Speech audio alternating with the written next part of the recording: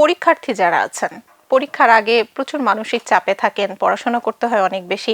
এই পরীক্ষার্থীদের জন্য আদর্শ খাদ্য তালিকা কেমন হওয়া উচিত? পরীক্ষা তো সত্যিই খুব স্ট্রেসফুল, সত্যি কথা যেটা, যে পরীক্ষা মানে কিন্তু একটা টেনশন। অনেক ভালো রেজাল্ট করে যারা, তারাও কিন্তু বেশি টেনশনে থাকে যে আমি কি ওই আমার যে রেজাল্টটা করা উচিত বা যেটা আমি টার্গেট সেটা কি আমি পারবো কিনা, এই টেনশনটা কিন্তু যারা বেশি ভালো রেজাল্ট করে তাদের বেশি থাকে। সো সেক্ষেত্রে তাদের খাবারের তালিকাটা একটু এমনভাবে চিন্তা করতে হবে যাতে তারা কোনো ডিসকমফোর্ট ফিল না করে। যেমন ক্যালোরিজের কথা সবসময় বলছি যে ক্যালোরিজ কিন্তু থাকতে হবে। খাবার আপনি এমন খাবার দিলেন যাতে কম ক্যালোরি, সেই কম ক্যালোরি খেয়ে অনেক সময় কিন্তু তার পুষ্টিটা সঠিক হয় না।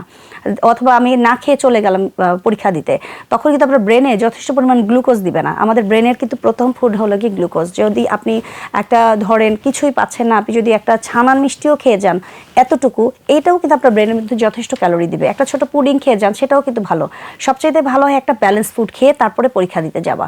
আর যদি পরীক্ষা দিতে যাওয়ার কথা বলেন, যেরকম ধরেন আপনি একটা রুটি, একটা ডিম আর তার সাথে একটু ভেজিটেবল দিয়ে খেয়ে যান, এইটুকুও যদি খান যথেষ্ট। আপনার যে 3-4টা রুটি খেতে হবে তা না।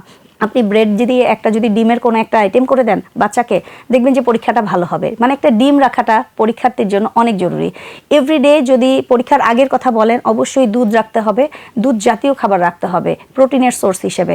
একটু স্যুপ রাখতে পারে, যেটার ভিতরে আপনি ডিম, চিকেন, একটু ভিটামিনের জন্য আপনি গাজর, আপনি ধরেন একটু অন্যান্য মিক্সড ভেজিটেবলস, এগুলো দিয়ে যদি একটা স্যুপ তৈরি করে দেন বাসায়, তাহলে প্রোটিন, ভিটামিন, মিনারেলস সব পেয়ে গেল। একটু অল্প করে কর্নফ্লাওয়ার দিতে পারেন। যদি আপনি কর্নফ্লাওয়ার দেন তাহলে একটু কার্বো চলে আসলো।